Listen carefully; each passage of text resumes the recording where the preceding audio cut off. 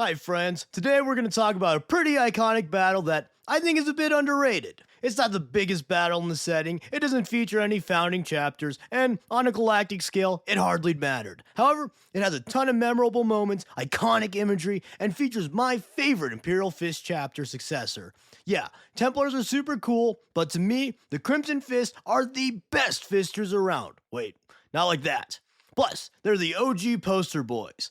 But anyways, if you want epic orc killing action, iconic last stands, and surprisingly wholesome moments, then this is the battle for you. Let's get into it. The seeds of this battle were sown when the dreaded orcs invaded the world of Bad Landing, which was a neighboring world to RYNN'S world. Here, the Greenskins quickly defeated the planet's PDF along with the Mordian 18th. So, the Crimson Fist's third company, led by Captain Draken, was mobilized to cleanse the planet of the Orks. The Fist anticipated an easy victory, but were surprised by the immense number of the gargantuan war boss Snagrod's warband. And Arch-Arsonist Snagrod is a total beast. He's said to have been as broad as a dreadnought, he wears no armor at all, and he's surprisingly tactical for an orc.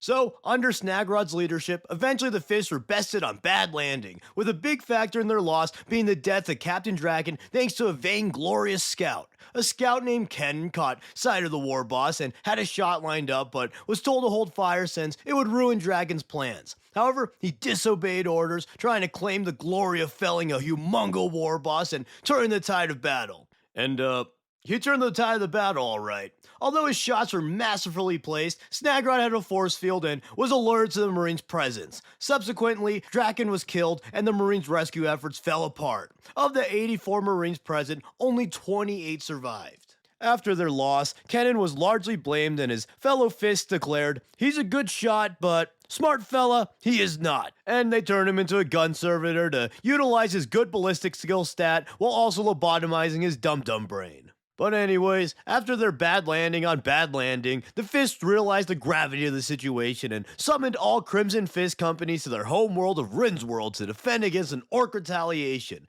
Many of the governors of the world underestimated the orc threat, just like the Fist had on Bad Landing. This would prove to be what I call a moron move. Well, technically it wasn't that stupid, as they assumed the orcs wouldn't have a chance against the Space Marine homeworld, which is usually true, but more on that soon. Anyways, Super Chad Lord Hellblade Pedro Cantor was preparing a huge defense at the Arx Tyrannus that would serve as the main bastion against the Green Tide, with auxiliary defenses in other cities while they waited for reinforcements.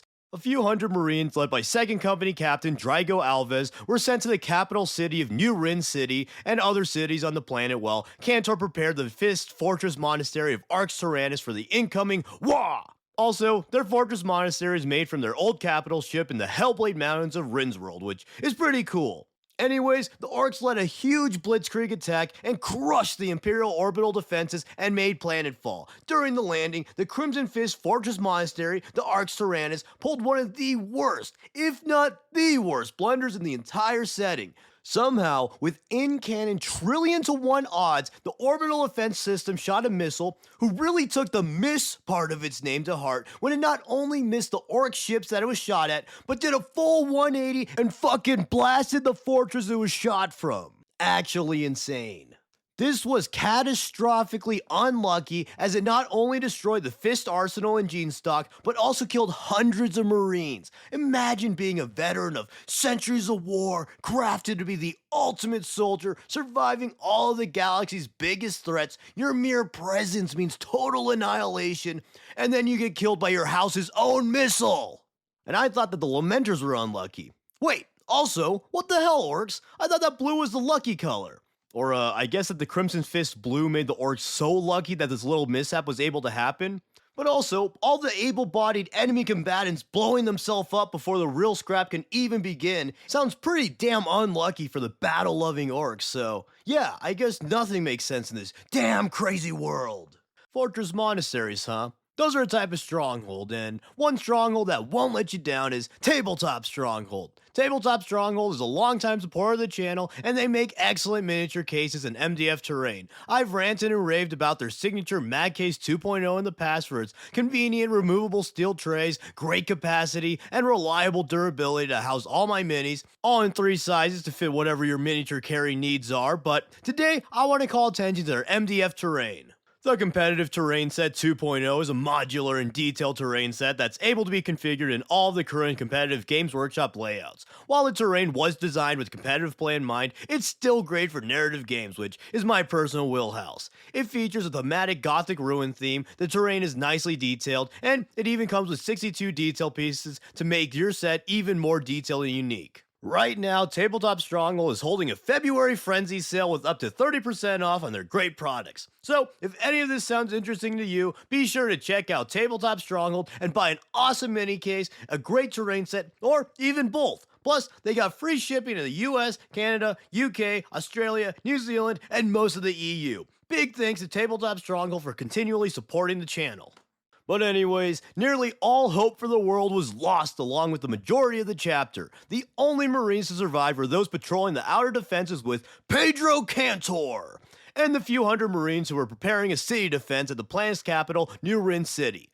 Pedro Cantor! And the other 15 survivors of the monastery incident, including Captain Alessio Cortez, the Immortal, who were said to be unkillable and is kind of besties with Pedro Cantor, plan to rendezvous with their battle brothers in the capital. Due to their crippled ranks, the majority of the Fist focused on defending New Rin City, and all of the other cities of Rin's world quickly fell to the green tide. In the city, as the Orks massed up, Captain Alves debated with his sergeant, Huron Grim, about instating the Xeris Protocol. This was an ancient edict that stated that Marines were only to die if they were saving a fellow Marine. So basically, they'd forget about defending Imperial citizens in order to keep the chapter alive. While callous, this did make sense as the chapter suffered heavy casualties and the Imperial citizens wouldn't last very long if the Fists were to fall anyways. Meanwhile, as the chapter fortified the city, Cantor and crew fought their way towards the capital to join the final stand. On his journey, Pedro Cantor showed why he was the best. Kind of similar to Grimaldus, Cantor struggled with balancing his chapter survival with protecting Imperial citizens. On one hand, he had a strong sense of morality and instinctually wanted to help all he came across. But on the other, he also knows that sacrifice must be made, especially when things were so dire for his chapter and planet. In his training, Cantor was even told that his high moral standards would become a big weakness for him and that sometimes honorable men must do dishonorable things. But even so, he knows that the Emperor's angels represent hope and salvation to the Imperials, and he opted to help those he found along the way and was a pretty radical dude. Another interesting part of the story is just how divided the Fist are regarding protecting Imperial citizens. It feels more realistic when each Marine has differing viewpoints. But anyways, moving at night when the Orks were at a disadvantage and not in full force, Pedro Cantor and crew eventually made it to the capital, and they fought through Orks at the capital city gates. At the gates, Super Chad Alessio Cortez the Immortal single-handedly fist-fought one of Snagrod's giant Ork war bosses. After some power fisting and wrestling with the giant, Cortez outsmarted it and ripped its spine out. After Cortez killed the war boss, Cantor's squad finally broke through into the city and joined their fellow Fists in the defense. The defense of the city lasted for 18 grueling months, and Cantor led guerrilla strikes with his Marines while the RYNN'S Guard PDF held the lines in the city.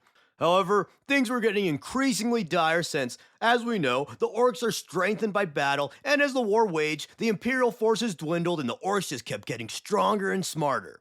Eventually, the Orks even began building humongo gargants, and since the Imperials didn't have the firepower to destroy these god machines, it seemed that the war for the world was lost. But luckily, the Imperial reinforcements finally arrived. The Crimson Fist's parent chapter, the Imperial Fist, as well as some other Marines, arrived along with a ton of guardsmen and much-needed titans. The fleet annihilated the Orks in orbit, and Pedro Cantor led an all-out assault with his remaining Fist to liberate the planet's spaceport from the Ork forces.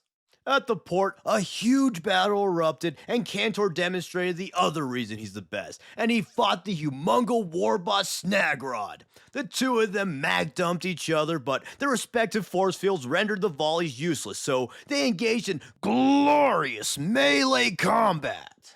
Snagrod was one of the biggest and strongest orcs, and unlike most war bosses, Snagrod didn't wear armor, so he was surprisingly quick. Cantor prepared for this melee by dual-wielding a power sword and a power fist, and he clashed with Snagrod's dual chain axes. Cantor unleashed a fury of powered blows, but they had no effect to Snagrod's force field, so for a while Cantor dodged and parried while he tried to disable Snagrod's field. Eventually, he saw a module and remembered reading the ancient scripts of Dune, so he slowly stabbed at the power generator, disabling the shield. Then, Cantor and Snagrod traded some more blows. Eventually, Snagrod grabbed hold of Cantor's crimson fist and lifted him into the air. Cantor lunged with his sword, but Snagrod caught the blade, obliterating his own arm in the process. And then Cantor proceeded to punch the shit out of the war boss with his regular fist. After having his face pummeled, Snagrod knocked Cantor aside and ran away like a little loser guy with a broken face. Although he wasn't able to slay the war boss and exact vengeance for his ravaged home, the orc forces fell apart with Snagrod's retreat, and Cantor was able to reclaim the starport for Imperial reinforcements to come planetside and eradicate the orc menace.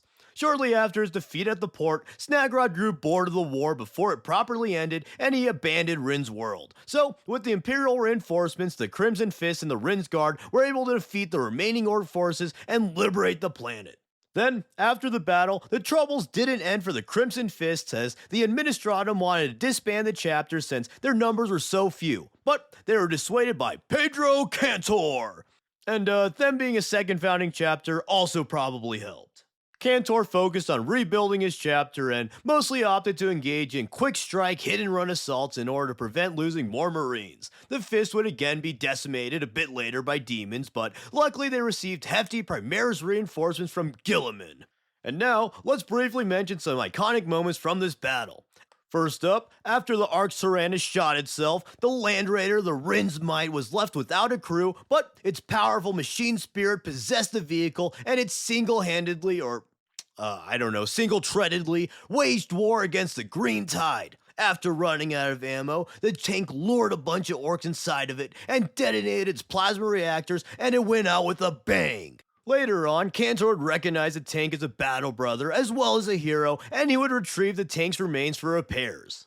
It was also at this battle where the iconic Lost an Arm moment happened. At the spaceport, Super Chad Cortez fought Urzog, and after the duel, Cantor told him he was too injured for combat. But Cortez said, I'm fine, no worries.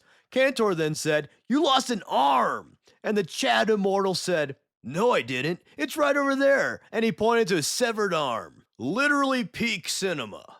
And then finally, there is of course the surprisingly wholesome moment of Cantor and the Imperial woman he saved while going to the capital. If you don't want to read the whole book, I'd recommend at least looking up this excerpt. It's a very cool character moment for the chapter master.